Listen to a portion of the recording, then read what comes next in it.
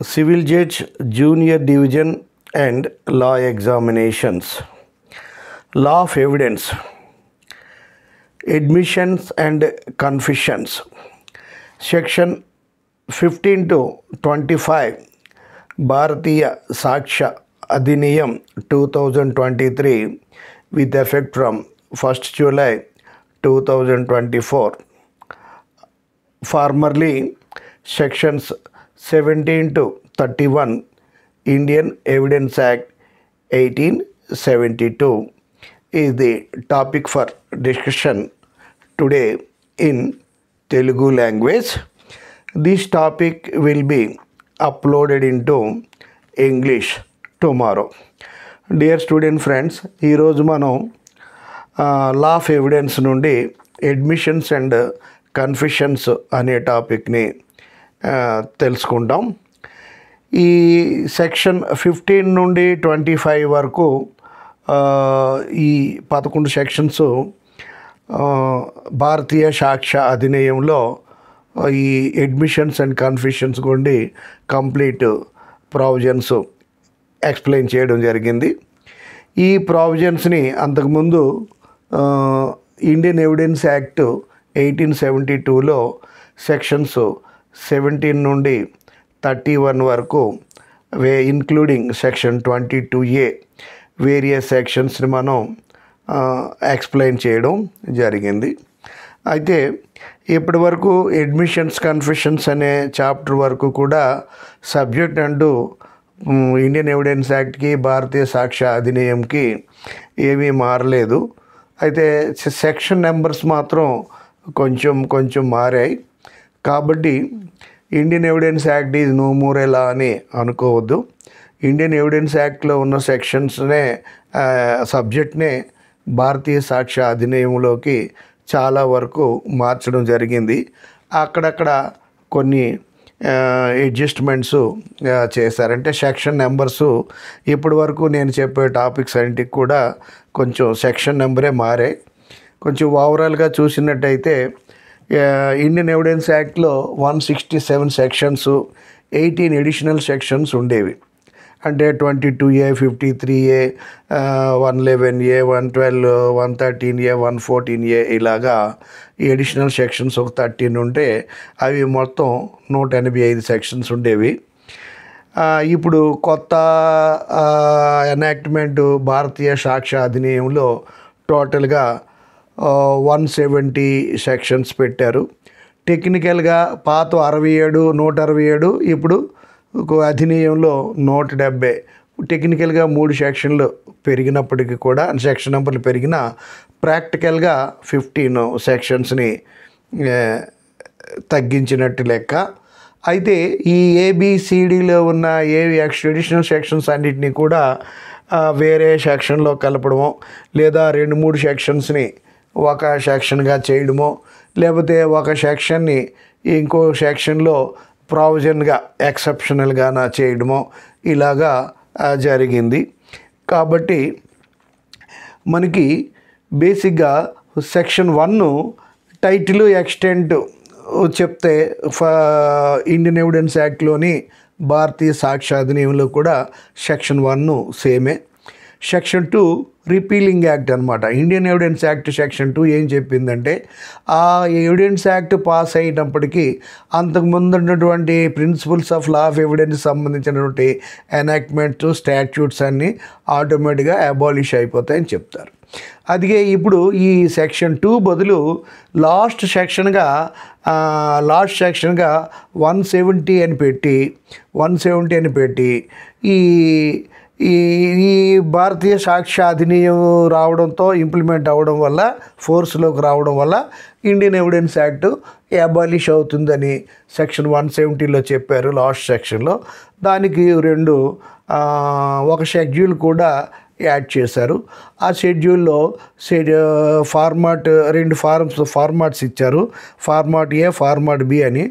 అంటే ఇప్పుడు మనకి డిజిటల్ వరల్డ్లో ఉన్నాం కనుక ఈ ఇప్పుడు ఈ కంప్యూటర్ వారల్ డాక్యుమెంటరీ ఎవిడెన్స్ వచ్చేటప్పటికి ఈ డాక్యుమెంటరీ ఎవిడెన్స్లో రిటర్న్ డాక్యుమెంట్స్, ప్రింటెడ్ డాక్యుమెంట్సే కాకుండా డిజిటల్ ఎలక్ట్రానిక్ డాక్యుమెంట్స్ కూడా, కంప్యూటర్ స్టోరేజెస్, సీసీ కెమెరాసు, తర్వాత వాట్సాప్ మెసేజెస్ ఇట్లాంటి అన్నిటిని కూడా లెక్కలో తీసుకున్నాం కాబట్టి వాటికి సంబంధించినటువంటి డిక్లరేషను ప్రాపర్గా ఉందని ఒక అప్లికెంట్ చెప్పడానికి, తర్వాత ఆ సబ్జెక్ట్ ఎక్స్పర్ట్ కూడా ఈ యొక్క ఇన్స్ట్రుమెంటు, ఈ సిస్టమ్ అనేది కరెక్ట్గా ఉంది, ఇప్పుడు టెక్నికల్గా ఓకే అని అతను సర్టిఫై చేస్తూ 2 ఫార్మాట్స్ అంటే ఇచ్చారు. అయితే section 1 Indian evidence act, Bharatiya సాక్ష్య అధినియం సేము. సెక్షన్ 2 వచ్చి చివరికి వెళ్ళిపోయింది, 170కి వెళ్ళిపోయింది. అయితే ఇండియన్ ఎవిడెన్స్ యాక్ట్స్లో సెక్షన్ 3 and 4ని, సెక్షన్ 3 ఇంటర్ప్రిటేషన్ క్లాస్ అని వేరియస్ డెఫినేషన్స్ ఉండేవి. సెక్షన్ 4లో may presume, shall presume, conclusive proof, presumption గురించి చెప్పారు. అయితే ఇండియన్ ఎవిడెన్స్ యాక్ట్లో సెక్షన్ 3ని 4ని కలిపేసి ఒక సెక్షన్ 2లే చేశారు. అంటే ఇండియన్ ఎవిడెన్స్ యాక్ట్లో సెక్షన్ 1 to 4 ఇక్కడ భారతీయ సాక్ష్య అధీనంలో సెక్షన్ 1 and 2 అయిపోయేవి. దానివల్ల ఏమైంది, సెక్షన్ 1 to 4 అనేవి ఇక్కడ భారతీయ సాక్ష్య అధీనంలో సెక్షన్ 1 and 2 అవడం వల్ల పాత అకౌంట్లో ఒక 2 సెక్షన్లు తగ్గాయి. అందువల్ల ఏంటంటే పాత యాక్ట్లో రిస్గెస్ట్ సెక్షన్ 6లో చెప్తే మనం రిస్గెస్ట్ అని భారతీయ సాక్ష్య అధినియంలో సెక్షన్ 4లో చెప్తాం. అదే అడ్మిషను డెఫినేషన్ అని సెక్షన్ 17లో చెప్తే ఇక్కడ భారతీయ సాక్ష్య అధినియంలో సెక్షన్ 15లో చెప్తాం. అంటే ఇక్కడ ఈ అడ్మిషన్స్ కన్ఫెషన్ చాప్టర్ వచ్చిన తర్వాత సెక్షను 5 3 గాను, 6 4 గాను, 7 5 గాను, 8 అలాగా సెక్షన్ 5 నుండి ఈ అడ్మిషన్స్ కన్ఫెషన్స్ చాప్టర్ మొదలైనంత వరకు 2 నెంబర్స్ తగ్గుతాయి. ఈ 2 నెంబర్స్ తగ్గడానికి కారణం ఏంటంటే సెక్షన్ 2ని తీసేసి చివరికి పెట్టేశారు కొత్త యాక్ట్లో. తర్వాత సెక్షన్ 3ని 4ని కలిపేసి మే ప్రొజ్యూము, షెల్ ప్రొజ్యూము, కన్క్లూజివ్ ప్రూఫ్ని అక్కడ సెపరేట్ చాప్టర్కి ఉన్నది ఇక్కడ డెఫినేషన్స్లో కలిపేశారు. అందువల్ల 2 సెక్షన్ తగిలాయి. ఇంతవరకు చెప్పిన ఇన్ఫర్మేషన్ అంతా కూడా నేను పాత ఇండియన్ ఎవిడెన్స్ యాక్ట్లో ఎలా ఉందో ఈ భారతీయ సాక్ష్య అధినియంలో కూడా ఇంటాక్ట్, ఒక అక్షరం కూడా తేడా లేకుండా అలాగే ఉంది. అందువల్ల భారతీయ సాక్ష్య అధినియము వచ్చినప్పటికీ కూడా ఈ సబ్జెక్ట్ని నేను ఇలాగా కంపేర్ చేస్తూ చెప్తున్నాను. ఇంకా ఇన్ కోర్స్ ఆఫ్ టైమ్ ఈ భారతీయ సాక్ష్య అధినియమం చెప్పినప్పటికి కూడా అంతకుముందు ఎవిడెన్స్ యాక్ట్లో ఈ విధంగా చెప్పారంటాం. అంటే మొన్నటి వరకు ఏంటంటే ముందు ఎవిడెన్స్ యాక్ట్ చెప్పి తర్వాత భారతీయ సాక్ష్య అధినియం చెప్తాం. ఇప్పుడు భారతీయ సాక్ష్య అధినియం గురించి చెప్తూ సెక్షన్స్, ఈ సెక్షన్ ఇండియన్ ఎవిడెన్స్ యాక్ట్లో ఈ విధంగా చేశారని చెప్తాం తప్ప దాంట్లో ఏమీ కన్ఫ్యూజన్ లేదు. అయితే న్యూ సిలబస్ ఫాలో అయినప్పుడు పాత సెక్షన్స్ గురించి అప్లై చేయకపోయినా ప్రాబ్లం లేదు. అయితే ఇక్కడ ఇండియన్ ఎవిడెన్స్ యాక్ట్లో సెక్షను 17 నుండి 31 వరకు అడ్మిషన్స్ గురించి చెప్తాం. ఆ అడ్మిషన్స్లోనే కన్ఫెషన్స్ కూడా ఇంక్లూడ్ అయి ఉంటాయి. కొత్త యాక్ట్లో ఈ భారతీయ సాక్ష్య అధినియంలో సెక్షను 15 నుండి 25 వరకు ఈ 11 సెక్షన్స్ ఈ అడ్మిషన్స్ గురించి చెప్పుకుంటాం. అయితే ఇండియన్ ఎవిడెన్స్ యాక్ట్లో 17 to 31 ఇంక్లూడింగ్ సెక్షన్ 22A టోటల్గా 11 + 1 16 సెక్షన్స్ ఇండియన్ ఎవిడెన్స్ యాక్ట్లో వస్తాయి. అదే భారతీయ సాక్ష్య అధినియంకి వచ్చేసరికి సెక్షన్ 15 నుండి 25 వరకు 11 సెక్షన్స్ వస్తాయి. 5 సెక్షన్స్ని కుదించడం జరిగింది. ఇది ఇక్కడ అడ్మిషన్స్ అంటే ఏమిటి, కన్ఫెషన్స్ అంటే ఏమిటి? అడ్మిషన్స్ కన్ఫెషన్స్ రెండు ఒకటే. సివిల్ మ్యాటర్స్లో, సివిల్ లిటిగేషన్లో అడ్మిషన్స్ అంటారు. క్రిమినల్ ప్రొసీడింగ్స్లో అడ్మిషన్స్ని కన్ఫెషన్స్ అంటారు. అంటే అడ్మిషన్ అంటే ఏమిటి? బేసిక్గా అడ్మిషన్ అంటే ఈ ఒక కామన్ సెన్స్లో ఒక తప్పుని ఒక అప్పుకి నేను అప్పు తీసుకున్నాను, నిజమే నేను బాకీ ఉన్నాను ఇవ్వాలని, అంటే అప్పును ఒప్పుకోవడం, తప్పుని అంగీకరించడాన్ని అడ్మిషన్ అని అంటాం. అంటే సివిల్లో అయితే ఒక లైబిలిటీని అంగీకరించడం, ఒప్పుకోవడాన్ని, అదే క్రిమినల్ కేసులో అయితే పలానా క్రైమ్ని నేనే చేశాను అని ఒప్పుకోవడాన్ని అడ్మిషన్ అని అంటాం. సివిల్ లిటిగేషన్కి వచ్చేసరికి ఈ విధంగా తనకి వ్యతిరేకంగా చెప్పినటువంటి లాస్ కలిగించేటువంటి స్టేట్మెంట్ని సివిల్ లిటిగేషన్లో, సివిల్ ప్రొసీడింగ్స్లో అడ్మిషన్ అంటారు, క్రిమినల్ ప్రొసీడింగ్స్లో కన్ఫెషన్ అంటారు. అయితే సివిల్ ప్రొసీడింగ్స్, క్రిమినల్ ప్రొసీడింగ్స్ కలిపి మెయిన్గా హెడ్డింగ్ 17 నుండి 31 ఇండియన్ ఎవిడెన్స్ యాక్ట్లో చెప్పుకున్నాం. సెక్షన్ 15 నుండి 25 వరకు భారతీయ సాక్ష్య అధినియంలో చెప్పుకున్నా సరే ఇవన్నీ కూడా అడ్మిషన్స్గానే చెప్తాము. అయితే క్రిమినల్ ప్రొసీడింగ్స్కి వచ్చేటప్పటికి వాటిని కన్ఫెషన్స్ అని అంటారు. కన్ఫెషన్స్ లేదా కన్ఫెషనల్ స్టేట్మెంట్ అని అంటారు. అయితే ఇప్పుడు ఈ జ్యుడిషియల్ ప్రొసీడింగ్స్, సివిల్ ప్రొసీడింగ్స్ కానీ క్రిమినల్ ప్రొసీడింగ్స్ కానీ కోర్టులో జరుగుతున్నప్పుడు చాలా స్టేట్మెంట్స్ పార్టీస్ మాట్లాడతారు, ఫోన్లో పార్టీస్ యొక్క ఆథరైజ్డ్ ఏజెంట్స్ మాట్లాడతారు, లేదంటే పార్టీస్ రిక్వెస్ట్ మీద వేరే వ్యక్తులు వచ్చి సాక్ష్యాలు చెప్తారు. అనేక రకాల సందర్భాల్లో అనేక రకాల వ్యక్తులు, క్వాలిఫైడ్ వ్యక్తులు కోర్టుకు వచ్చి కోర్టుకు సంబంధించి, కేసుకు సంబంధించినటువంటి సమాచారాన్ని, ఇన్ఫర్మేషన్ని ఇస్తారు. వాళ్ళు చెప్పే మాటలనే స్టేట్మెంట్స్ అని అంటారు. అయితే జ్యుడిషియల్ ప్రొసీడింగ్స్లో, కోర్టు ప్రొసీడింగ్స్లో, సివిల్ ప్రొసీడింగ్స్ అయినా క్రిమినల్ ప్రొసీడింగ్స్ అయినా సరే వాటిలో ఆ మధ్య జరిగినటువంటి మాటల్ని, స్టేట్మెంట్స్ని సెల్ఫ్ రిగార్డింగ్ స్టేట్మెంట్స్ అంటారు. కోర్టు ట్రయల్ జరిగేటప్పుడు జరిగేటువంటి వ్యక్తుల యొక్క సంబంధిత వ్యక్తులు, క్వాలిఫైడ్ వ్యక్తులు కేసుకు సంబంధించి చెప్పే మాటల్ని, ఆ స్టేట్మెంట్స్ని సెల్ఫ్ రిగార్డింగ్ స్టేట్మెంట్ అంటారు. ఈ చెప్పిన వ్యక్తి తన మాటలు తనకి హాని కలిగించే విధంగా ఉంటే అది సెల్ఫ్ హార్మింగ్ స్టేట్మెంటు. అది తనకి లబ్ధిని కల్పించే విధంగా ఉంటే దాన్ని సెల్ఫ్ సర్వింగ్ స్టేట్మెంట్ అంటారు. ఈ విధంగా ఈ జ్యుడిషియల్ ప్రొసీడింగ్స్లో ఉన్నటువంటి స్టేట్మెంట్స్ని సెల్ఫ్ రిగార్డింగ్ స్టేట్మెంట్స్ అంటారు. ఈ సెల్ఫ్ రిగార్డింగ్ స్టేట్మెంట్స్ అనేవి రెండు రకాలు. ఒక వ్యక్తి తనకి ఫేవర్గా, అనుకూలంగా చెప్పే వాటిని సెల్ఫ్ సర్వింగ్ స్టేట్మెంట్స్ అంటారు. ఒక వ్యక్తి తనకు ప్రతికూలంగా చెప్పేటువంటి స్టేట్మెంట్స్ని సెల్ఫ్ హార్మింగ్ స్టేట్మెంట్స్ అని అంటారు. ఇప్పుడు నేను ఆ తప్పు చేయలేదు అనేది self serving statement. Self serving statement not admissible. ఆ తప్పు నేనే చేశాను అండ్ సెల్ఫ్ హార్మింగ్ స్టేట్మెంట్.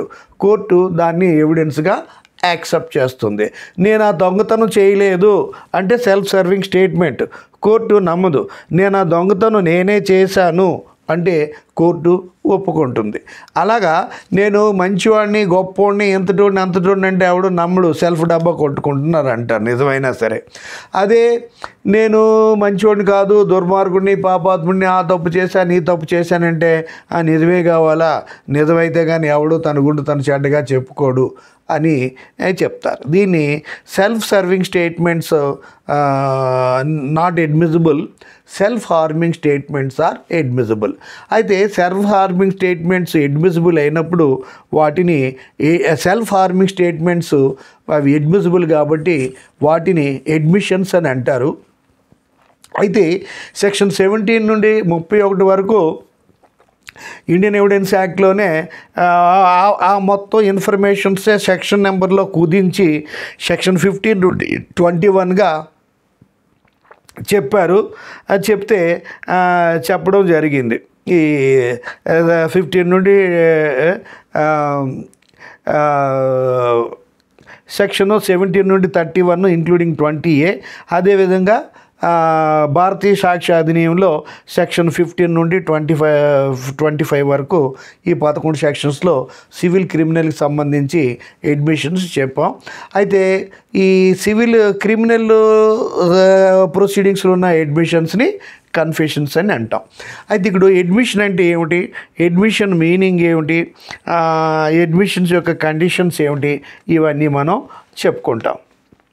అయితే అడ్మిషన్స్ ఇండియన్ ఎవిడెన్స్ యాక్ట్ ప్రకారం సెక్షను ఇప్పుడు భారతీయ సాక్ష్య అధినియంలో ఈ అడ్మిషన్స్ని సెక్షన్ 15 నుండి 25 వరకు చెప్పుకుంటాం. దాన్నే ఇండియన్ ఎవిడెన్స్ యాక్ట్లో అయితే సెక్షను 17 నుండి 31 వరకు ప్లస్ 22A కూడా కలిపి మనం అక్కడ ఇండియన్ ఎవిడెన్స్ యాక్ట్లో 16 సెక్షన్స్ ఉంటే వాటిని 11 సెక్షన్స్కి కుదించి చెప్పడం జరిగింది. సో ఈ విధంగా మనం ఈ అడ్మిషన్స్ అంటే ఏమిటి, కన్ఫెషన్స్ అంటే ఏమిటి అనేది మనం తెలుసుకోవాలి. ఇప్పుడు అడ్మిషన్ అంటే ఏంటంటే acknowledgement. Section 17 Indian evidence act, section 15 భారతీయ సాక్ష్య అధినియంలో చెప్తాం. అంటే మనం ఇప్పుడు సెక్షన్ 15 భారతీయ సాక్ష్య అధినియము లేదా సెక్షన్ 17 ఇండియన్ ఎవిడెన్స్ యాక్టు, అదే 17నే ఇక్కడ 15లోకి తీసుకొచ్చారు. ఇది అడ్మిషన్స్ని చెప్తుంది.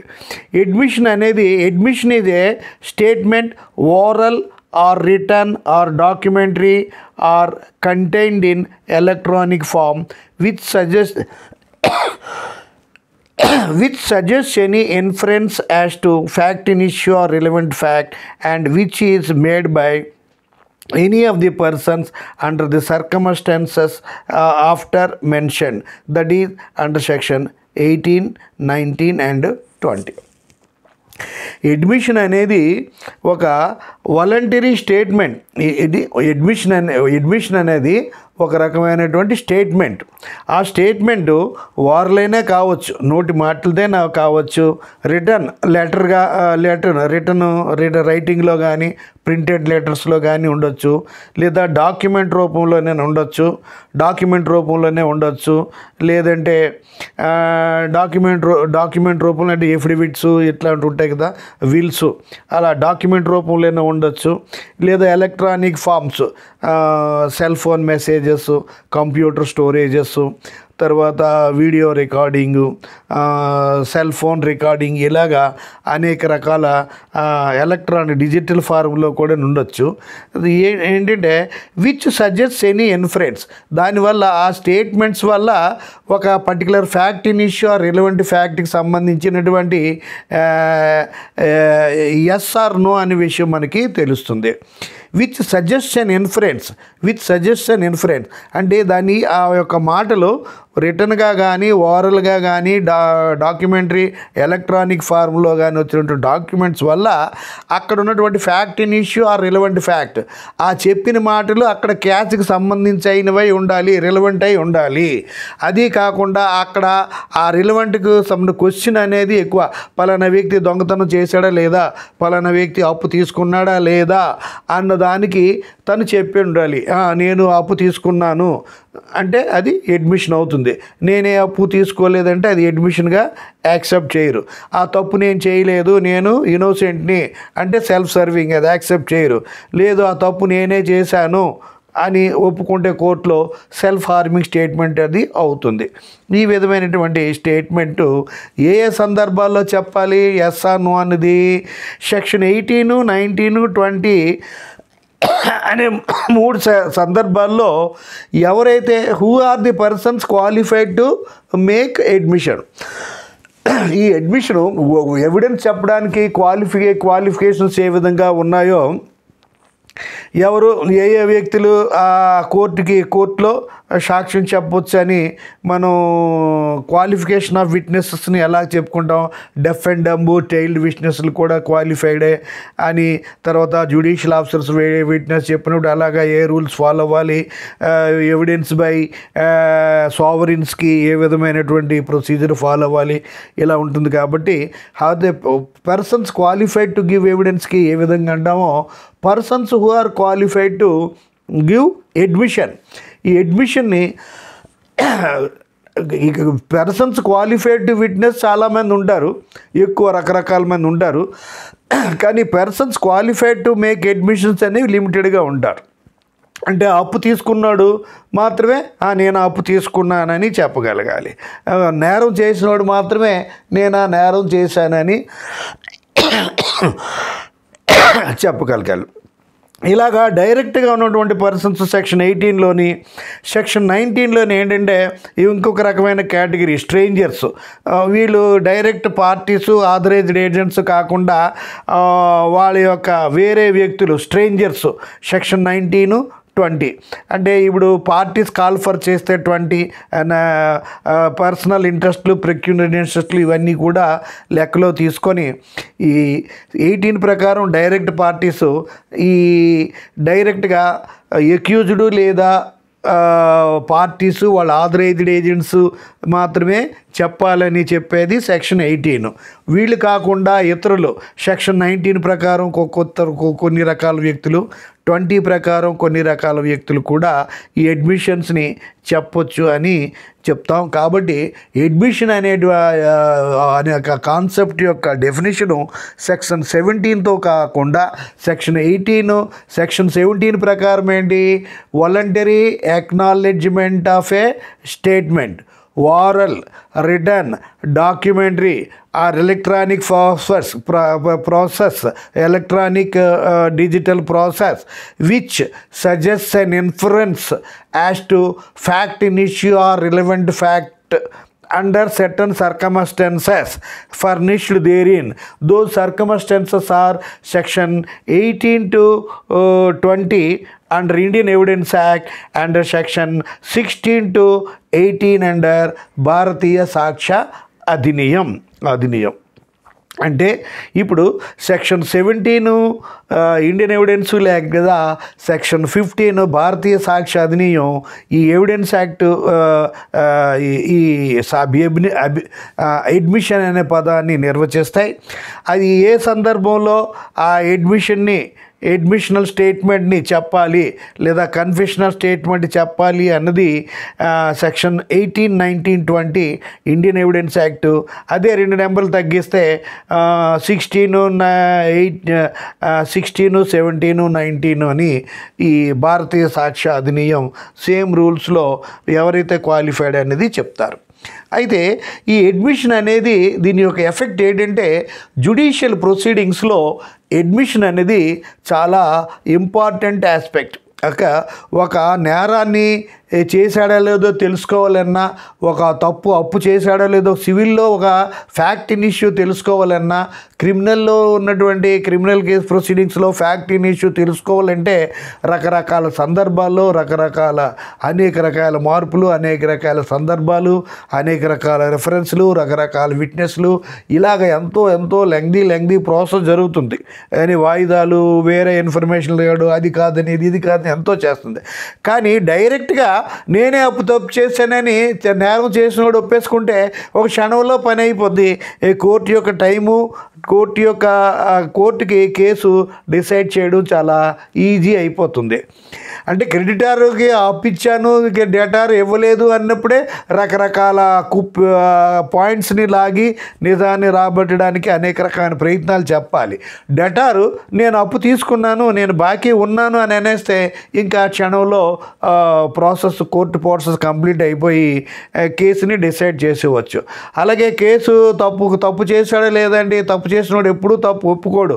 హత్య చేసినోడు ఒప్పుకోడు, మర్డర్ చేసినోడు, మానభంగం చేసినోడు ఎప్పుడు ఒప్పుకోడు. తను ఒప్పుకోడు, లేదు నాకేం సంబంధం లేదు, ఇన్నోసెంట్ అంటే ఆ ఇన్నోసెంట్ అన్నప్పటికి కూడా 100 సార్లన్నా 1000 సార్లన్నా దానికి సంబంధించి రకరకాల ఇన్ఫర్మేషన్లు అవి ఇవి అన్నీ రాబట్టి అల్టిమేట్గా అతడే ఆ తప్పు చేశాడు, ఆ హత్య చేశాడు, ఆ రేప్ చేశాడు తెలియడానికి అనేక రకాల సందర్భాలు అనేక రకాలుగా వస్తాయి. అయితే ఆ రేప్ చేసినోడు నేనే రేప్ చేశాను, హత్య చేసినోడు నేనే హత్య చేశానని ఒక క్షణంలో చెప్పేస్తే ఈ యొక్క ప్రాసెస్ చాలా ఈజీ అయిపోతుంది. అంటే అడ్మిషన్స్ అనేవి plays most important role in judicial proceedings. When once admission is made, the process of the court will be very easy and much of the time of the court can be saved. అయితే ఇక్కడ ఈ admissions అనేవి ఎన్ని రకాలుగా జరగవచ్చు. ఈ admissions అనేవి ఓరల్గా, రిటర్న్గా, డాక్యుమెంటరీగా కూడా ఉండొచ్చు.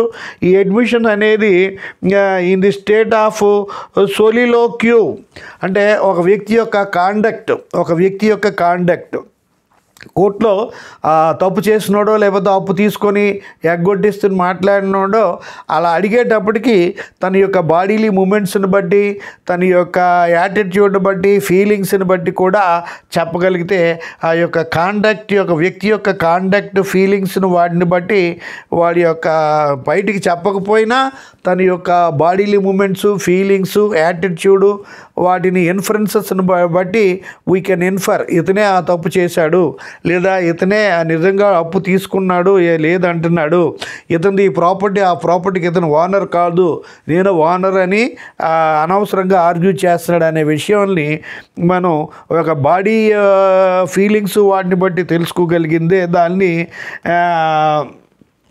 సోలిలోక్యూ అంటే కాండక్ట్, యాటిట్యూడ్ని బట్టి మనం తెలుసుకోవచ్చు.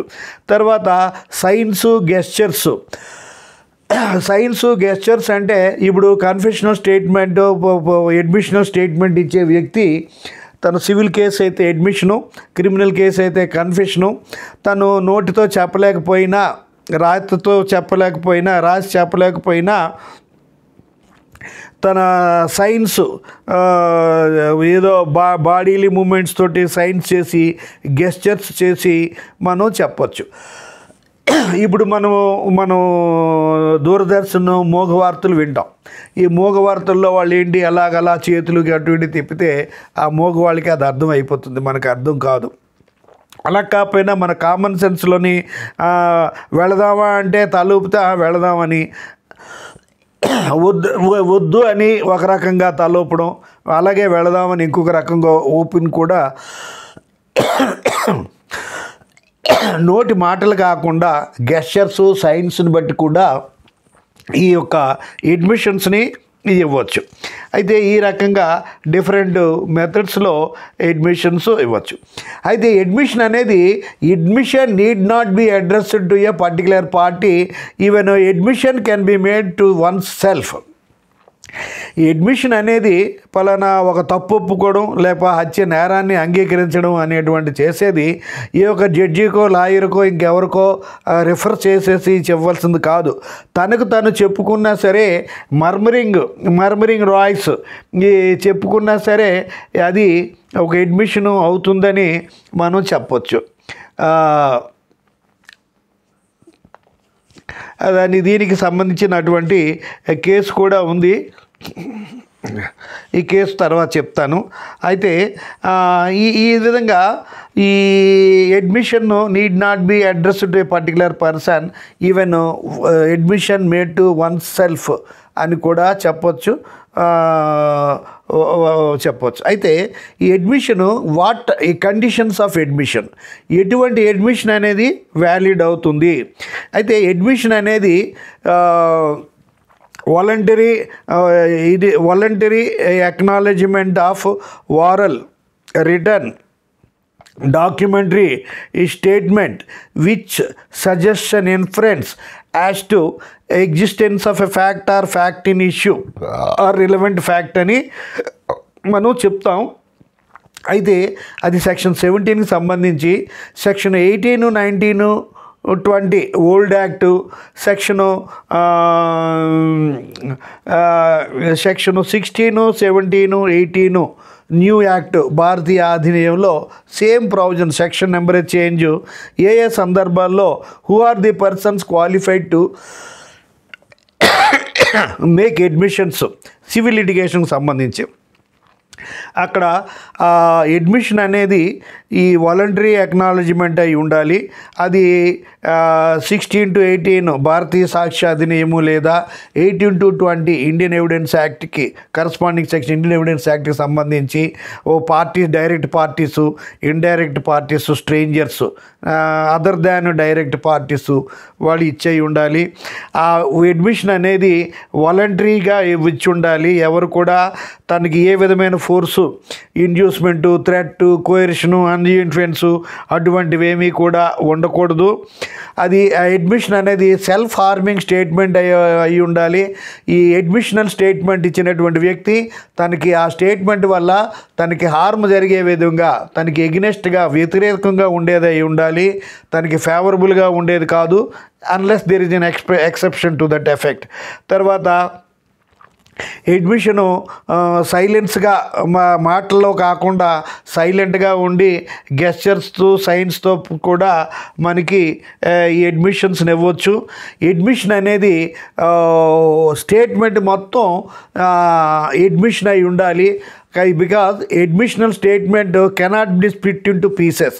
అంటే ఒక స్టేట్మెంట్లో సగభాగం అడ్మిట్ అవుతుంది, సగభాగం అడ్మిట్ అవ్వదు, అడ్మిసిబుల్ కాదు అని అనడానికి లేదు. ఒక స్టేట్మెంట్ ఇచ్చినప్పుడు ఆ స్టేట్మెంట్ మొత్తాన్ని అడ్మిషన్గా అంగీకరించగలగాలి కోర్టు. అయితే దాన్ని అడ్మిషన్ ఆ స్టేట్మెంట్ని ముక్కలుగా పార్ట్స్గా విడదీసి ఇది ఈ భాగం యాక్సెప్ట్ చేస్తాం, ఆ భాగం యాక్సెప్ట్ చెయ్యము అని అనడానికి వీల్లేదు. కొన్ని ప్రత్యేకమైనటువంటి సందర్భాల్లో కోర్టు స్టేట్మెంట్ మొత్తంలో ఈ రిలవెంట్ పార్ట్గా ఉన్న ఒక స్టేట్మెంట్, ఒక పర్టికులర్ పార్టే relevant, remaining particular part relevant కాదు అనుకున్నప్పుడు ఆ రిలవెంట్గా ఉన్నటువంటి పర్టికులర్ పార్ట్ని అక్నాలెడ్జ్ అడ్మిట్ చేసి ఇర్రెలవెంట్ అనే పార్ట్ని రిజెక్ట్ చేసేసి ఆ యొక్క పార్ట్ ఆఫ్ ది స్టేట్మెంట్ని అక్నాలెడ్జ్ చేసేటువంటి యాక్సెప్ట్ చేసి ఎంటర్టైన్ చేసేటువంటి హక్కు కోర్టుకి ఉంటుంది. అది కొన్ని సందర్భాల్లో అలాగా జరుగుతుంది. ఇప్పుడు అడ్మిషనల్ స్టేట్మెంట్ లేదా కన్ఫెషనల్ స్టేట్మెంట్, అడ్మిషన్ తనకి వ్యతిరేకంగా ఇచ్చిన స్టేట్మెంట్ అతను ఇచ్చినప్పుడు అతను వాలంటరీగా, మనస్ఫూర్తిగా, బుద్ధిపూర్వకంగా ఇవ్వాలి. ఏ విధమైనటువంటి ఫోర్స్కి, ప్రెషర్కి లోను కాకుండా ఇవ్వగలిగి ఉండాలి. అది వాళ్ళు చెప్పిన మాటలు స్వచ్ఛంగా, తికమగ్గా కాకుండా స్పష్టంగా, క్లియర్గా, ఫెయిర్గా, ఆనెస్ట్గా ఉండాలి. అంతేగాని అర్థం కాకుండా యాంబిగ్యూస్గా, వేగ్గా మాత్రం ఉండకూడదు. ఈ విధంగా ఇచ్చినటువంటి అడ్మిషను ఈ కోర్టు యాక్సెప్ట్ చేస్తుందని చెప్తాం. అయితే ఈ అడ్మిషన్ అనేది సైలెన్స్ రూపంలో కూడా, సైలెంట్గా ఉండడం కూడా ఒకసారి సైలెంట్గా ఉండడం కూడా ఒక అడ్మిషన్ కింద అవుతుంది.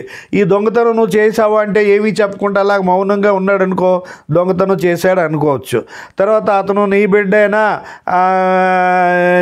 బిడ్డైనా తండ్రి ఎవరు అంటే ఏమీ చెప్పకుండా సైలెంట్గా ఉన్నా అప్పుడు తనకు ఆ బిడ్డ కాదు, ఇల్లిజిటిమేట్ చైల్డ్ అని చెప్పచ్చు. ఈ విధంగా అయితే కొన్ని సందర్భాల్లో సైలెంట్గా ఉండడం కూడా అడ్మిషన్గా మనం కోర్టు భావిస్తుంది. తర్వాత బిసేలా వెర్సస్ స్టెర్న్ 1877 కేసులో ఏం చెప్పారంటే, ఒక మ్యారేజ్ కాంట్రాక్ట్ సంబంధించి అమ్మాయి లవర్ అండ్ లవ్ బిలవెడ్, ఆ అమ్మాయి గర్ల్ ఫ్రెండ్ బాయ్ ఫ్రెండ్కి అడుగుతుంది, you always promise me to marry and you don't keep your word. నువ్వు ఎప్పుడు నన్ను పెళ్లి చేసుకుంటానంటావు కానీ నీ మాటను ఎప్పుడూ నిలబెట్టుకోవు అని అబ్బాయిని అడుగుతుంటే అతను ఏమీ మాట్లాడకుండా మౌనంగా ఉంటాడు. కానీ ఆమె చెప్పిన మాటని ఖండించడు. నేను ఎప్పుడు నేనెప్పుడు నేను పెళ్లి చేసుకుంటా అన్నాను, నువ్వు అనుకుంటే సరేంటి, నిన్నెప్పుడు నేను పెళ్లి చేసుకుంటానా అని అతను తిరిగి ఆ స్టేట్మెంట్ని ఖండించలేదు. అంటే ఎప్పుడు నన్ను పెళ్లి చేసుకుంటానంటావు, ఎప్పుడు పెళ్లి చేసుకుంటావో చెప్పు అని ఆవిడ అమ్మాయి అంటే సైలెంట్గా ఊరుకుంటాడు, ఏమీ హెల్ప్లెస్గా. కాబట్టి అది తను మ్యారేజ్ కాంట్రాక్ట్ అతడు బ్రీచ్ చేసినట్టే లెక్క. కాబట్టి అమ్మాయిని పెళ్లి చేసుకోవడమో లేదో నష్టపరిహారమో ఇవ్వాల్సిందని కోర్ట్ ఆఫ్ అపీలు చెప్పడం జరుగుతుంది.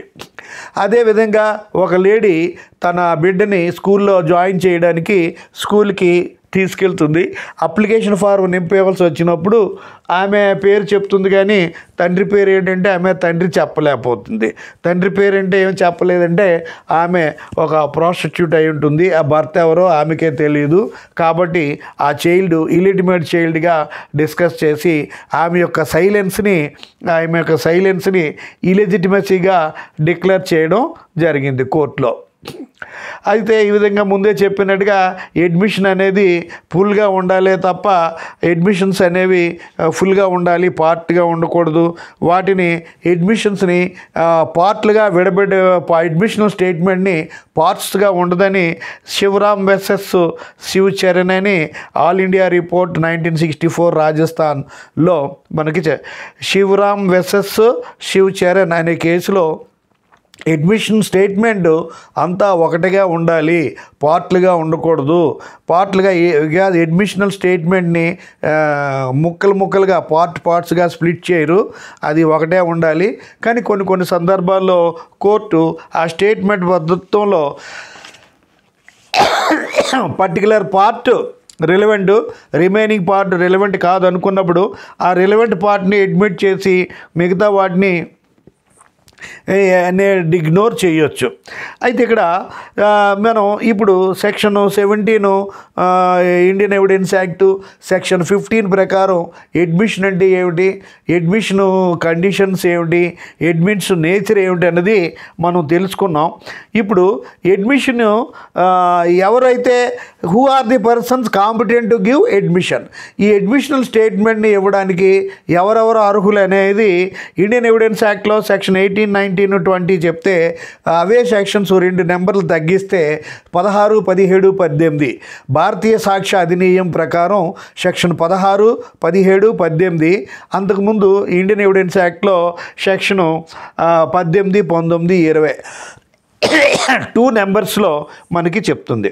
అయితే section 18 Indian evidence act, section 16 భారతీయ సాక్ష్య అధినియం ప్రకారం who are the persons competent to give admission, ఈ అడ్మిషన్ని చెప్పడానికి ఎవరెవరు ఎలిజిబుల్. ఒకటి పార్టీసు, ఆథరైజ్డ్ ఏజెంట్స్.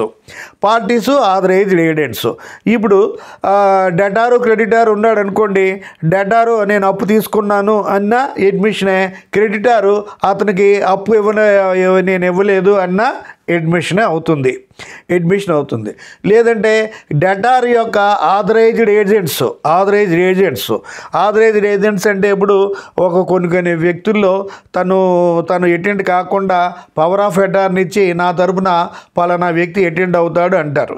అంటే ది లా ఆఫ్ ఏజెన్సీ ప్రకారం ఏజెంట్ చేసే ప్రతి ఒక పని కూడా ప్రిన్సిపాల్ చేసినట్టే అవుతుంది.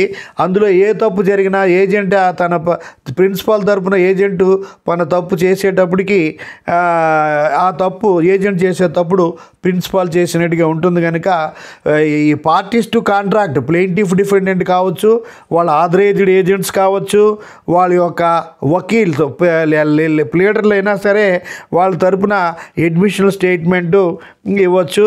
అలాగా ఇస్తే వాటిని కోర్టు యాక్సెప్ట్ చేస్తుంది. అయితే హస్బెండ్ అండ్ వైఫ్ విషయంలో కూడా ఈ అడ్మిషనల్ స్టేట్మెంట్ ఇచ్చినప్పుడు సబ్జెక్ట్ టు సర్టన్ కండిషన్స్, ఇది ఒక to that effect some employed authority అంటూ ఏమైనా ఉంటే హస్బెండ్ తరపున వైఫ్ కానీ, వైఫ్ తరపున హస్బెండ్ కానీ ఈ అడ్మిషనల్ స్టేట్మెంట్ ఇస్తే అది వ్యాలిడ్ అవుతుంది. అయితే next parties in representative capacity అంటే parties suing and parties to suits suing or being sued. అంటే ఇప్పుడు ఒక కంపెనీని మీద కేసు వేయాలంటే ఆ మేనేజింగ్ డైరెక్టర్ మీద కేసు వేస్తాం. అదేవిధంగా ఆ కంపెనీ తరపున కేసు వేయాలంటే మేనేజింగ్ డైరెక్టర్ కేసు వేస్తాడు. అంటే సూయింగ్ అండ్ సూడ్. అంటే ఇప్పుడు ఒక కంపెనీ అఫైర్స్కి సంబంధించి ఆ మేనేజింగ్ డైరెక్టర్ ఏమైనా చెప్పొచ్చు, అది అతను చెప్తే అది అడ్మిషనే అవుతుంది. అలాగే ఒక యూనివర్సిటీకి సంబంధించి కంట్రోలర్ ఆఫ్ ఎగ్జామినేషన్ కానీ వైస్ ఛాన్సలర్ కానీ ఎగ్జామినేషన్ సంబంధించి ఒక స్టేట్మెంట్ చెప్తే they are called persons in representative capacity అంటూ అవుతుంది. వాళ్ళు చెప్పినటువంటి అడ్మిషన్స్ కరెక్ట్.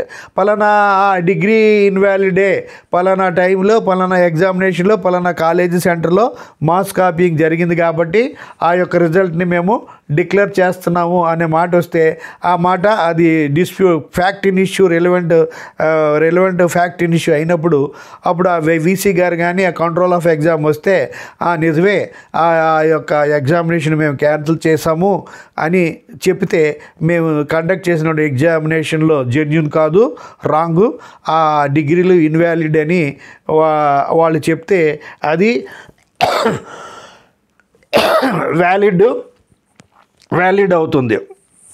ఇంకోటి అంటే సూయింగ్ ఆర్ సూడ్ అంటే పర్సన్స్ విత్ పెక్యూనియరీ ఇంట్రెస్ట్. మొదట ఏజెంట్లు, పార్టీల యొక్క ఆథరైజ్డ్ ఏజెంట్స్.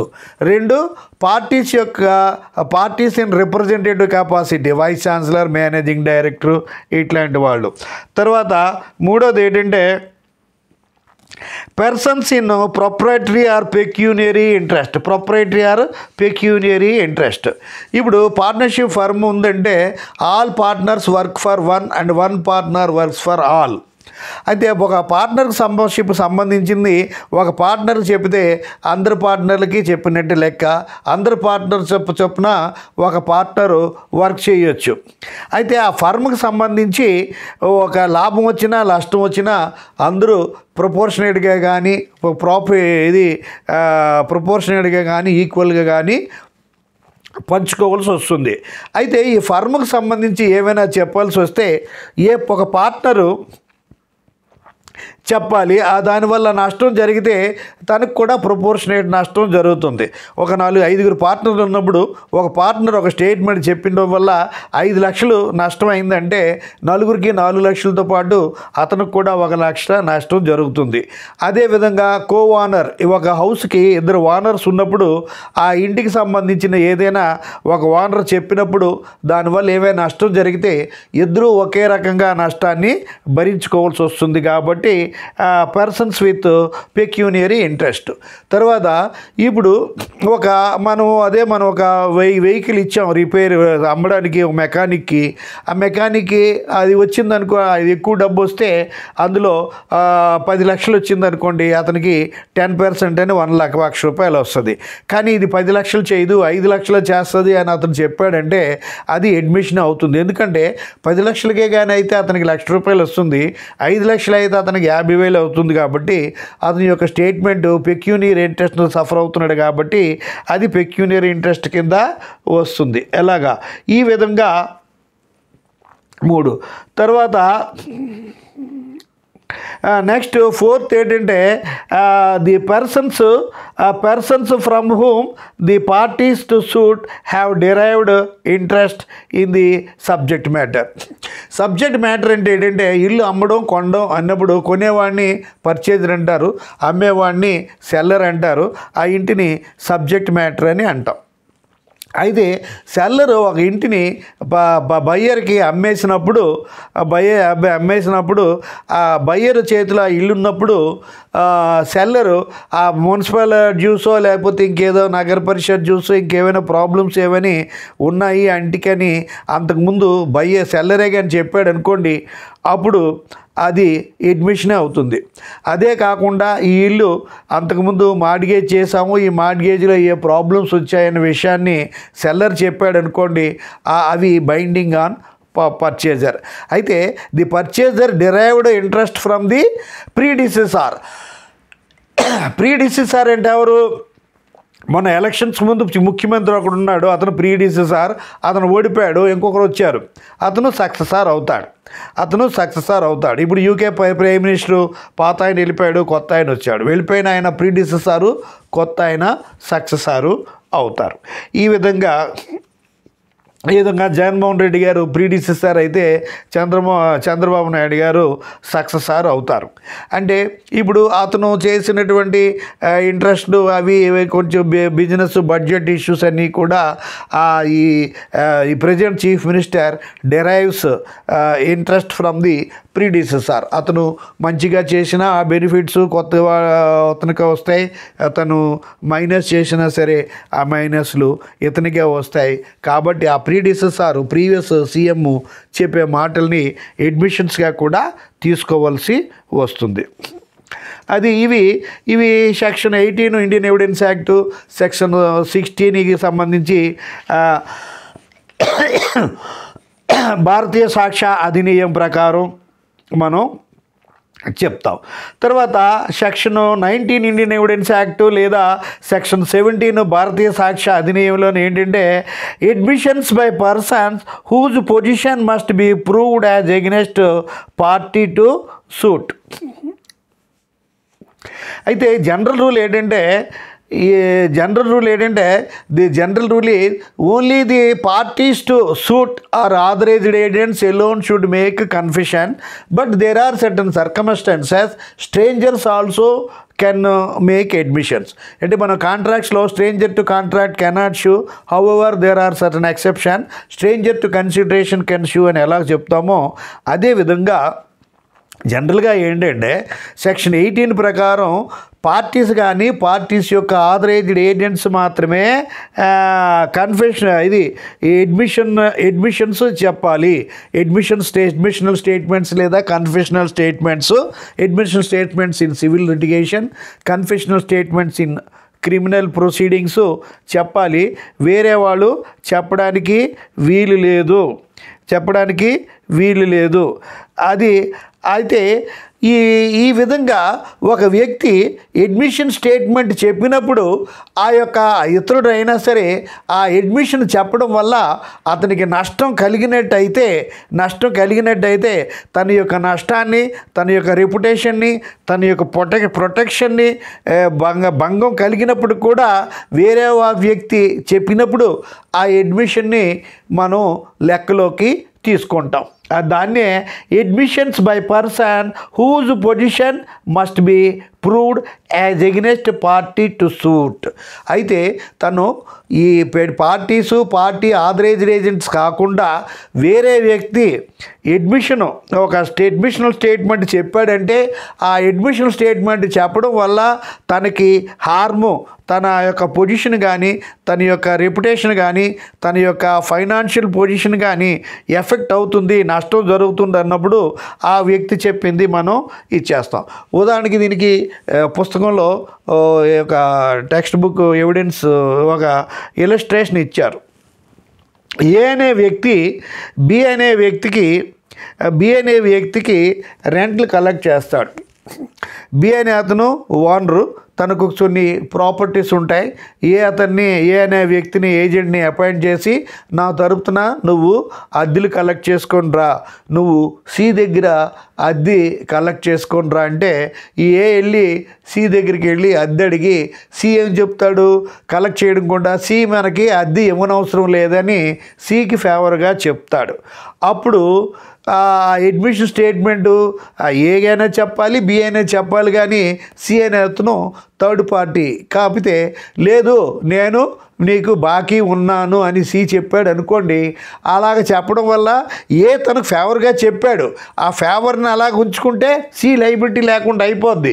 కానీ సి అనే అతను నా లైబిలిటీ ఉన్నా పర్వాలేదు, నేను ఖచ్చితంగా నిజమే చెప్పాలని అడ్మిషన్ చెప్పి నేను ఏకి బాకీ ఉన్నాను, రెంట్ ఇవ్వాల్సి ఉంది అని చెప్పడం వల్ల తనకి ఫైనాన్షియల్ లాస్కి ఒప్పుకొని చేశాడు. కాబట్టి అది ఆ స్టేట్మెంట్ని అడ్మిషన్గా కూడా ట్రీట్ చేయడం జరుగుతుంది.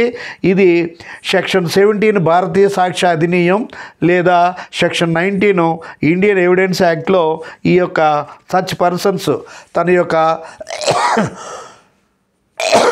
పొజిషన్ని లాస్ని లెక్క చేయకుండా చెప్పే ఇతరులు చెప్పిన స్టేట్మెంట్ కూడా అడ్మిషన్గా యాక్సెప్ట్ చేయడం జరుగుతుంది.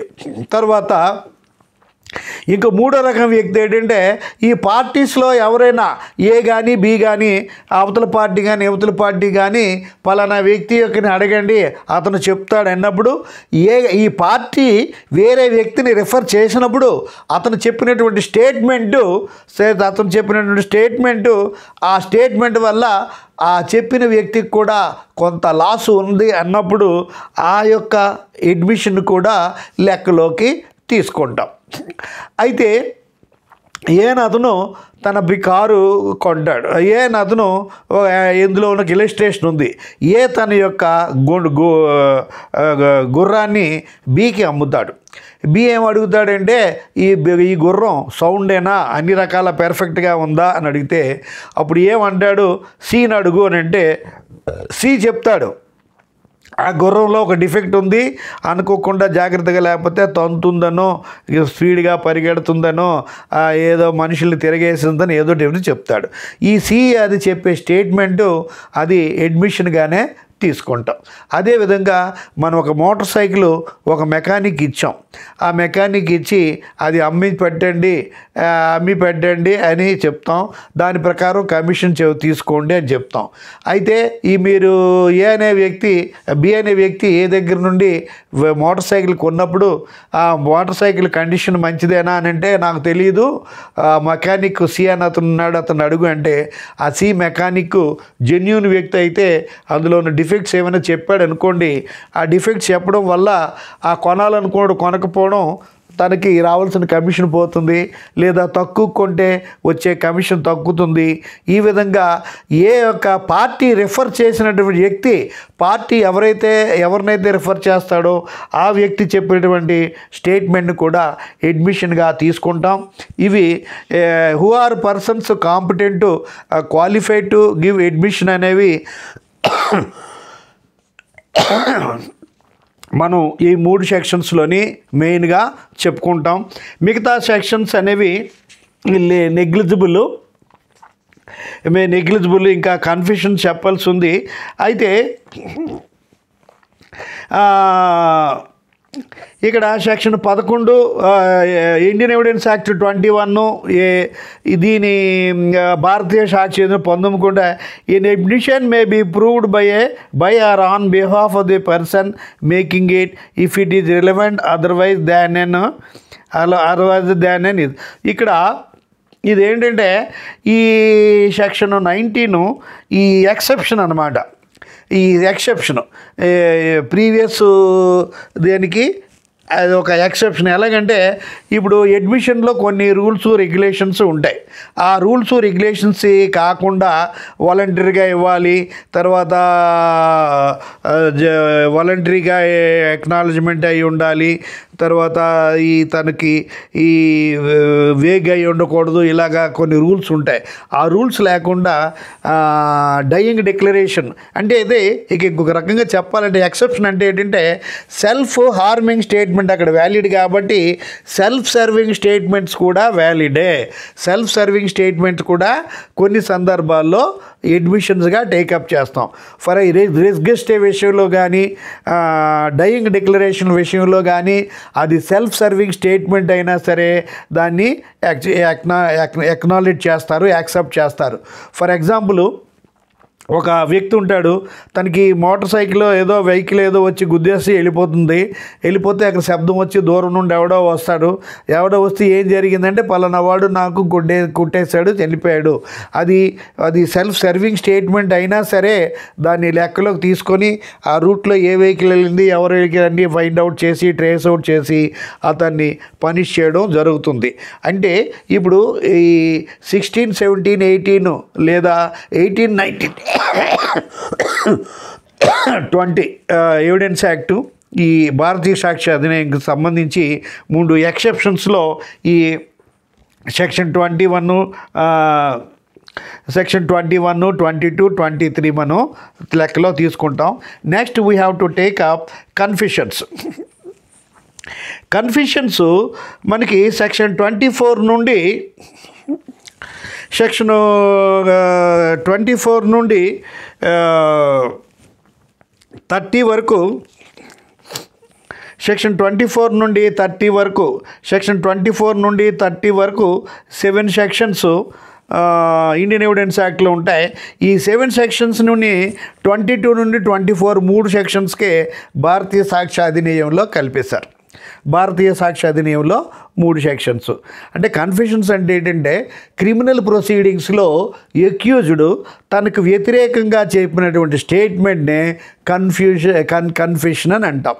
ఇప్పుడు ఒక ఎక్యూజ్డ్ పర్సన్ ఒక మర్డర్ చేశాడు, రేప్ చేశాడు, కిడ్నాప్ చేశాడు, ఏదో వ్యక్తి మీద ఒక వ్యక్తిని అరెస్ట్ చేసి కోర్టు బోన్లో పెట్టినప్పుడు ఆ హత్య నేనే చేశాను,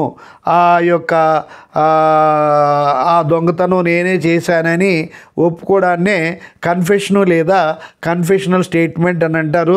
ఒకసారి ఈ నిందితుడు కోర్టులో తను తప్పు ఒప్పుకున్నట్టయితే అంతకు మించినటువంటి సాక్ష్యం ఇంకొకటి ఉండదు. కాబట్టి ఆ కన్ఫెషన్ని ఎంతో విలువైనదిగా, మోస్ట్ ఇంపార్టెంట్గా మనం తీసుకొస్తాం. ఇండియన్ ఎవిడెన్స్ యాక్ట్లో 26 నుండి సెక్షన్ 24 నుండి 30 వరకు రకరకాల సందర్భాలు ఉన్నాయి. కానీ ఈ యొక్క 7 సందర్భాలని కూడా, 7 సెక్షన్స్ని కూడా ఈ భారతీయ సాక్ష్య అధినియమంలో 3 సెక్షన్స్లోనే అడ్జస్ట్ చేయడం జరిగి క్లాజ్ గాను, ప్రావిజో కానీ, నాట్ విత్ స్టాండింగ్ ఎక్సెప్షన్ కేసులని ఈ 3 సెక్షన్స్లో కల్పిస్తారు.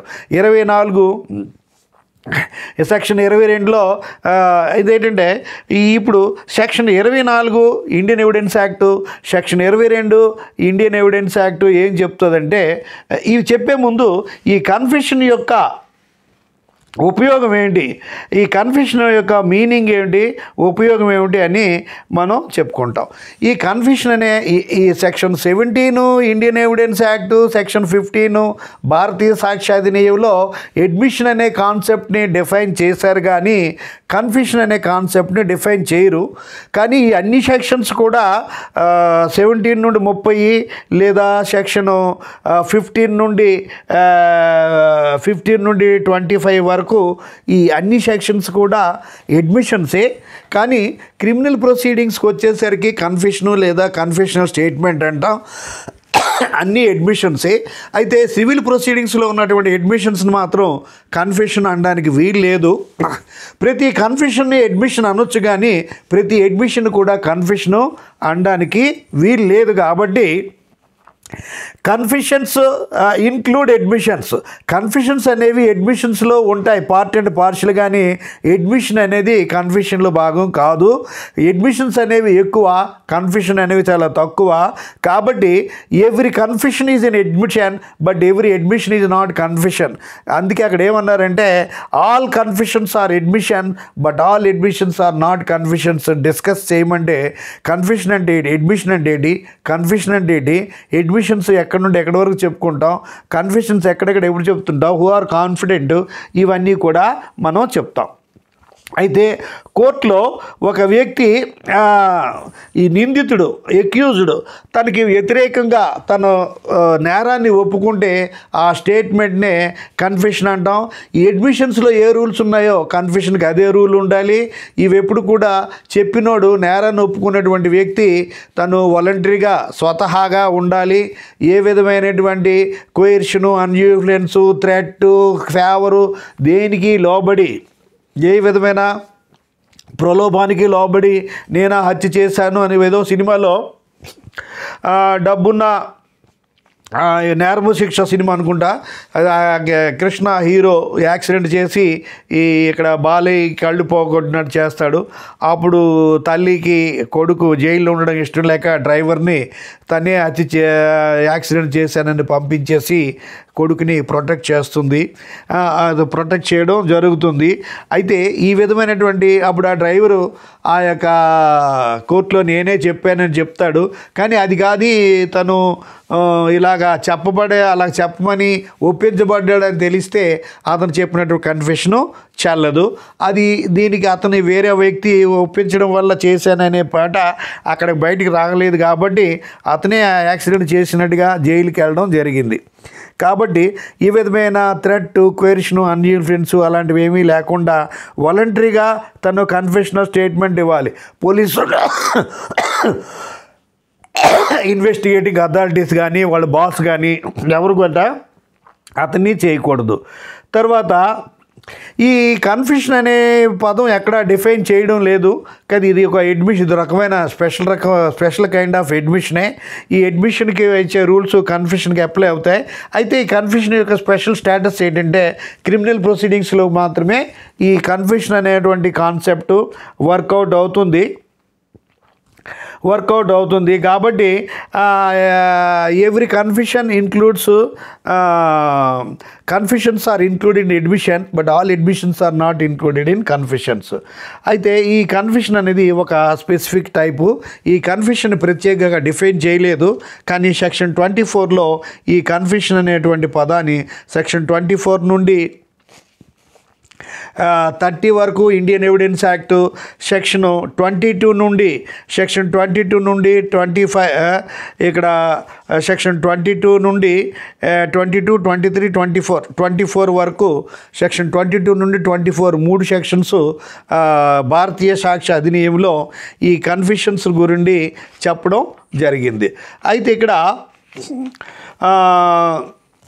సెక్షన్ 24 ఇండియన్ ఎవిడెన్స్ యాక్ట్ లేదా సెక్షన్ 22 భారతీయ సాక్ష్య అధినియం ఏంటంటే ఒక ఇండ్యూస్మెంట్ ఏదైనా కన్ఫెషన్ బై ఇండ్యూస్మెంట్, థ్రెట్, కోయర్షను, అన్ఇన్ఫ్లుయెన్స్ ఇలాంటి ఏ విధమైనటువంటి ఫోర్స్ చేసి ఇప్పుడు మేజిస్ట్రేట్ కోర్టులో నువ్వు ఈ తప్పు ఒప్పేసుకో నీకు శిక్ష తగ్గిస్తాను అన్నాడు అనుకోండి, ఆ కన్ఫెషను చెల్లదు. పోలీస్ స్టేషన్లో కానీ ఇంకెక్కడో కానీ కోయర్షన్ వల్ల బెదిరించి ఫ్రాడ్యులెంట్గా కానీ ఇండ్యూస్మెంట్ ఏదో ఒకటి చేస్తామని తన్ని ఏదో రకంగా మోటివేట్ చేసి ఒప్పించడాన్ని ఇండ్యూస్మెంట్.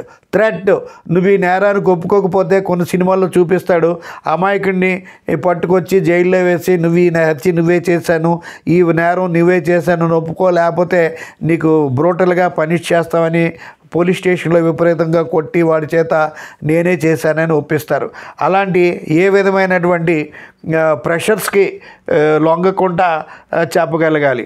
కాబట్టి ఇక్కడ సెక్షన్ 24 ఇండియన్ ఎవిడెన్స్ యాక్ట్ ప్రకారం, సెక్షన్ 22 భారతీయ సాక్ష్య అధినియం ప్రకారం కన్ఫెషనల్ స్టేట్మెంట్ ఇండ్యూస్మెంట్ వల్ల కానీ, థ్రెట్ వల్ల కానీ, ఫోర్స్ వల్ల కానీ ఏ విధంగా కానీ చెప్పడం జరిగితే ఆ విధమైనటువంటి కన్ఫెషను చెల్లదు, ఇర్రెలవెంటు.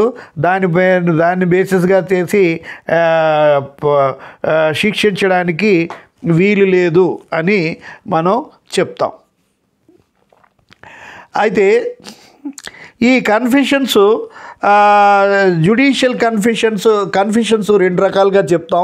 ఒకటి judicial confessions, 2 extra judicial confessions. ఈ కన్ఫెషనల్ స్టేట్మెంట్స్ కోర్టులో మేజిస్ట్రేటు సెషన్ జడ్జి ముందు చెప్తే వాటిని జ్యుడిషియల్ కన్ఫెషన్స్ అంటాం. ఎక్స్ట్రా జ్యుడిషియల్ కన్ఫెషన్స్ అంటే అదర్ దాన్ కోర్ట్ హాల్ కాకుండా బయట చెప్పితే అవి ఎక్స్ట్రా జ్యుడిషియల్ కన్ఫెషన్స్ అని అంటాం. జ్యుడిషియల్ కన్ఫెషన్స్ అడ్మిసిబుల్, వాటిని లెక్కలోకి తీసుకుంటారు. ఎక్స్ట్రా జ్యుడిషియల్ కన్ఫెషన్స్ని లెక్కలోకి తీసుకోరు.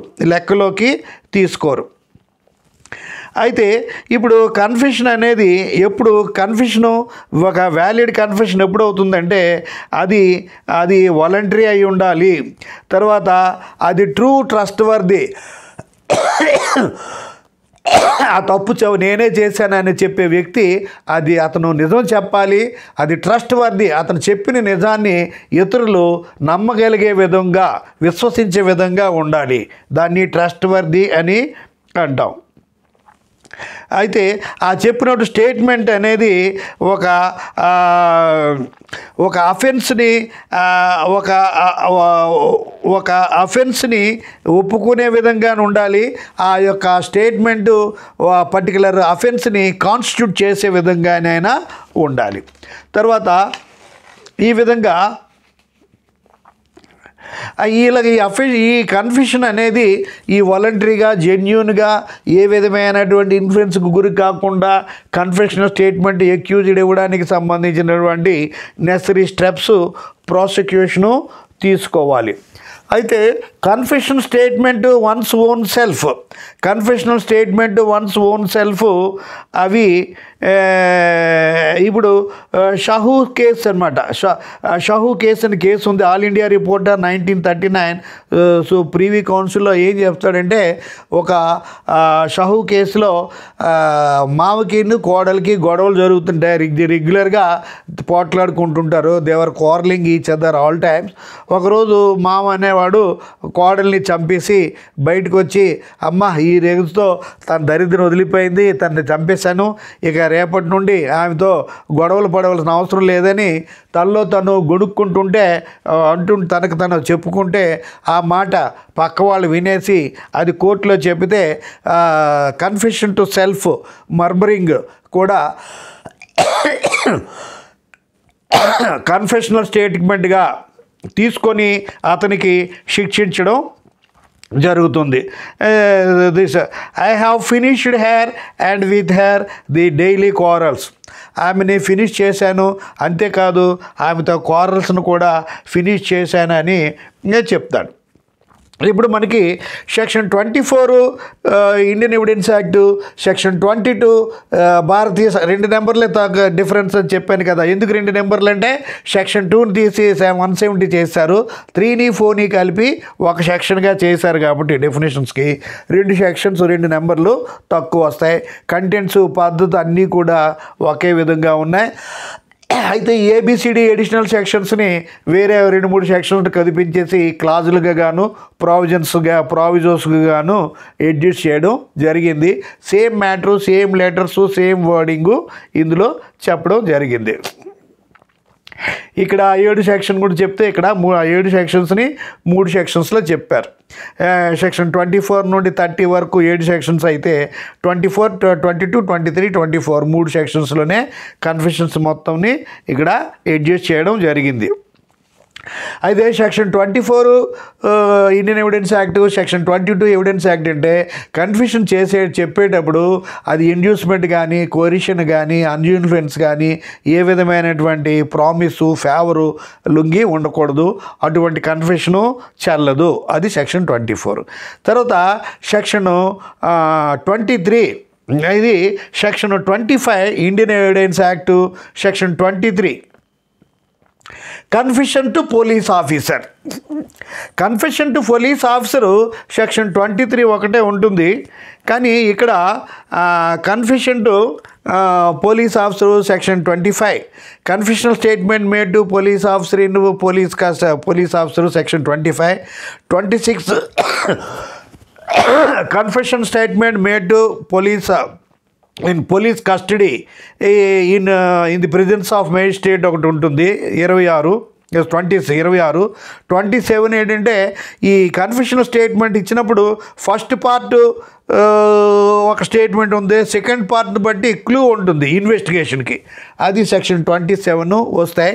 ఇవన్నీ సెక్షన్స్ని కలిపి సెక్షన్ 23లోనే చెప్పారు. కాబట్టి ఇప్పుడు విడివిడిగా ఫస్ట్ పాయింట్ ఏంటంటే సెక్షన్ 22 భారతీయ సాక్ష్యాధీనమైన, సెక్షన్ 25 ఇండియన్ ఎవిడెన్స్ యాక్ట్లో ఏం చెప్తామంటే confessional statement made to police officer is not admissible. Accused ఆ తప్పు నేనే చేశాను, ఆ హత్య నేనే చేశాను, ఆ దొంగతనం నేనే చేశాను అన్నటువంటి విషయాన్ని పోలీస్ స్టేషన్లో కానీ పోలీస్ వాళ్ళతో పోలీస్ స్టేషన్లో కానీ బయట కానీ చెప్పితే ఆ కన్ఫెషనల్ స్టేట్మెంటు చెల్లదు. దాన్ని బట్టి అతనికి శిక్ష విధించరు. ఇదే విషయాన్ని భారతీయ సాక్ష్య అధినియం సెక్షన్ 22లో చెప్పారు. సెక్షన్ 25లో ఎవిడెన్స్ యాక్ట్లో ఏం చెప్పారో సెక్షన్ 22లో కూడా అదే మాట చెప్పారు. నెక్స్ట్ ఏంటంటే సెక్షన్ 26 ఇండియన్ ఎవిడెన్స్ యాక్ట్లో ఏం చెప్పారంటే confessional statement police officer in police custody in the presence of magistrate admissible. అయితే ఈ కన్ఫెషనల్ స్టేట్మెంట్ పోలీస్ ఆఫీసర్కి పోలీస్ స్టేషన్లో చెప్పినా బయట చెప్పినా అది అడ్మిట్ కాదు. అది section 25 Indian evidence act, section 22 భారతీయ సాక్ష్య అధినియం. సెక్షను 26 ఏంటంటే in the presence of magistrate సమక్షంలో పోలీస్ స్టేషన్లో కానీ బయట కానీ ఈ కన్ఫెషనల్ స్టేట్మెంట్ చెప్తే అది వ్యాలిడ్. దాన్ని ఒక క్లాజ్గా సెక్షన్ 22లోని చూపించేశారు.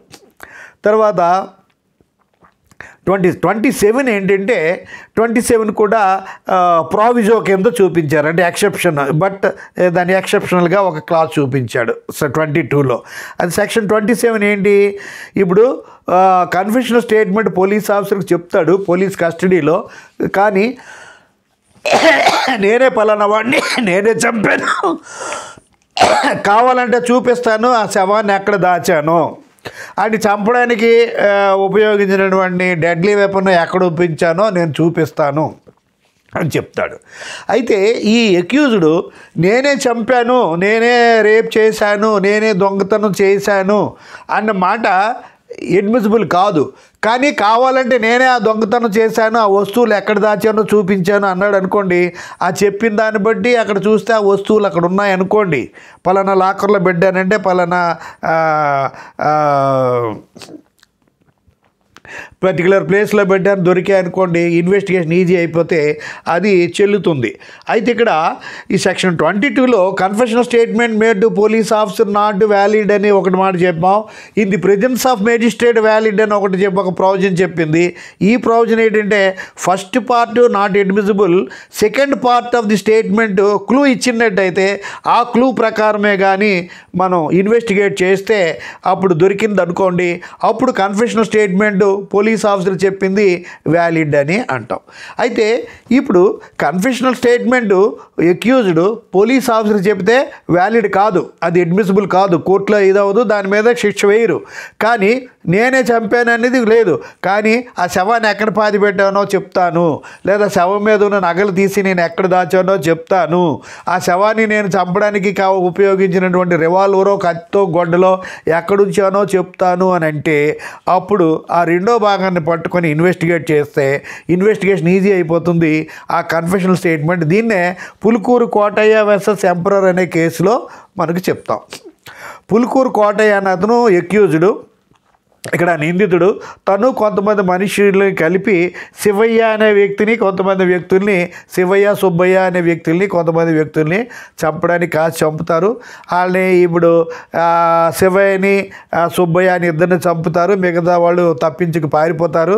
వాళ్ళకి చంపడానికి ఉపయోగించినటువంటి స్పేరు ఒక రకమైనటువంటి మారణాయుధం, అది మా తోటలో పలానా దగ్గర ఉంచానని చెప్తాడు. ఈ చెప్పిన దాన్ని బట్టి వెళితే అక్కడ ఆ స్పేరు దొరుకుతుంది. కాబట్టి ఈ పులుకూరు కోటయ్య కేసులో కోటయ్యని నిందితుడిగా డిక్లేర్ చేసి శిక్ష విధించడం జరుగుతుంది. ఇదనమాట. అయితే ఇక్కడ సెక్షన్ 20 ఆర్టికల్ 20 క్లాజ్ 3లో ఇండియన్ అదొక ఫండమెంటల్ రైట్ ఉంది. No person shall be compelled to give evidence against himself. ఏ వ్యక్తి అయినా ఎవిడెన్స్ అనేది ఇస్తే అతను కన్ఫెషనల్ స్టేట్మెంట్ కానీ ఎవిడెన్స్ కానీ తను స్వతహాగా మనస్ఫూర్తిగా ఇవ్వాలి తప్ప దాని భయానికి, ఇండ్యూస్మెంట్కి,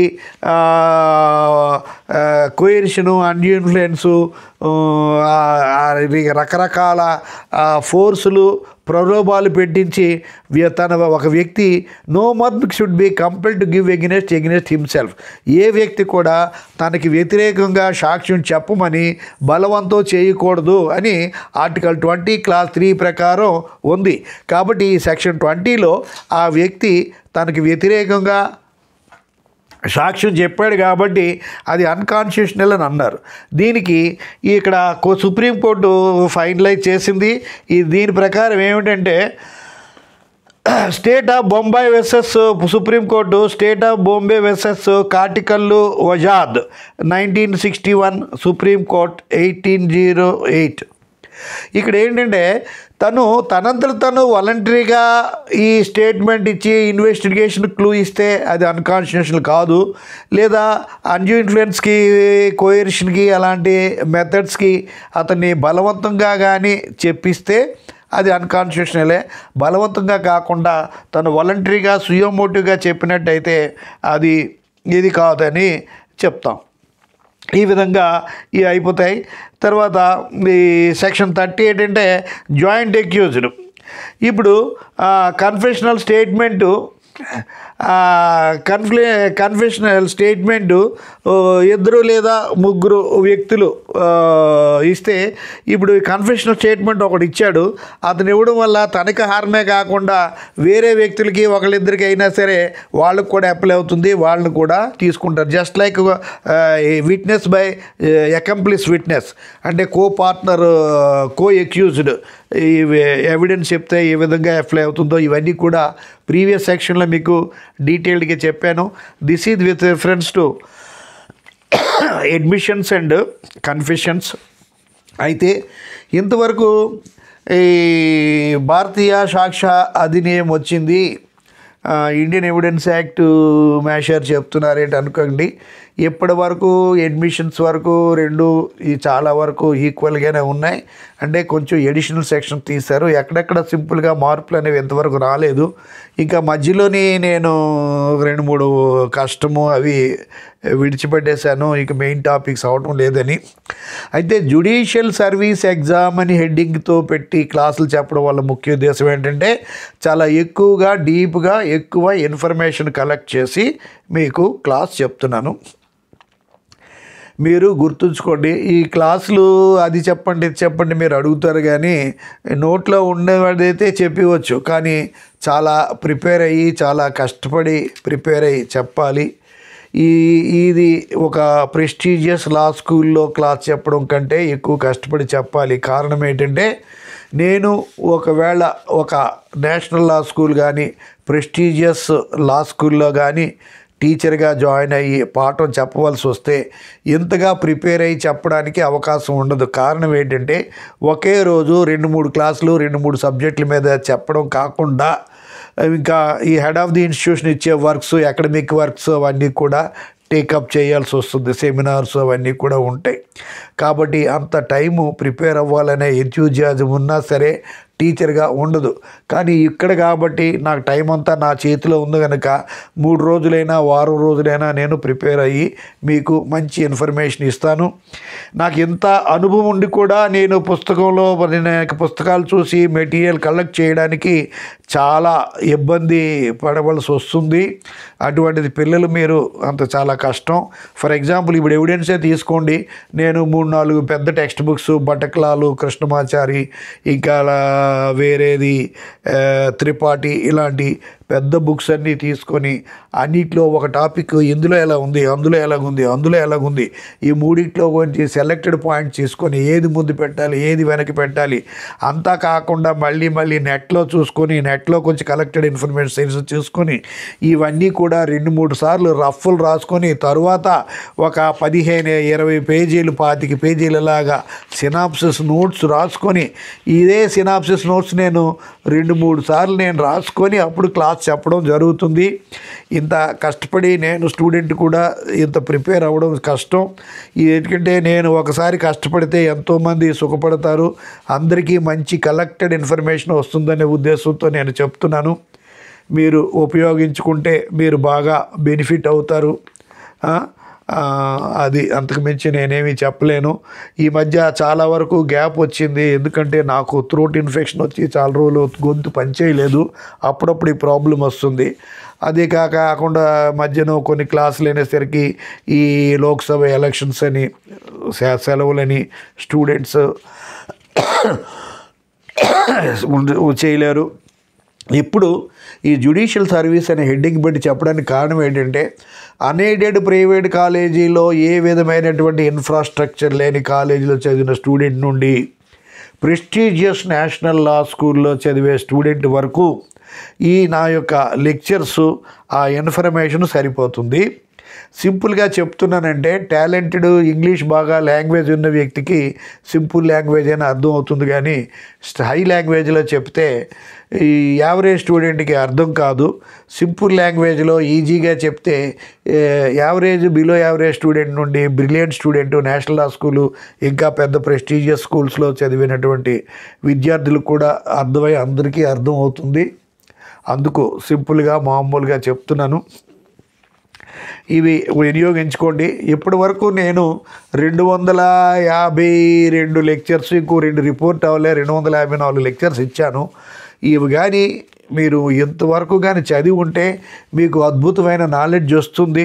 మీకు నాలెడ్జ్ ఎంతో తెలియదు కానీ నాకు మాత్రం నేను చాలా వరకు నేర్చుకున్నాను. కొత్తగా నాకు రిటైర్ అయ్యేటప్పుడు కూడా తెలియనటువంటి విషయాలు ఈ లెక్చర్స్ వల్ల నేను తెలుసుకున్నాను. కానీ మీరే కానీ ఇప్పుడే తెలుసుకుంటే నేను ఈ ఏజ్లో నేర్చుకున్న విషయాలు మీరు స్టూడెంట్ కెరీర్లో నేర్చుకున్న వాళ్ళు అవుతారు. నాకంటే మీరే ఎన్నో రెట్లు బెటర్ క్యాండిడేట్స్ అవుతారు.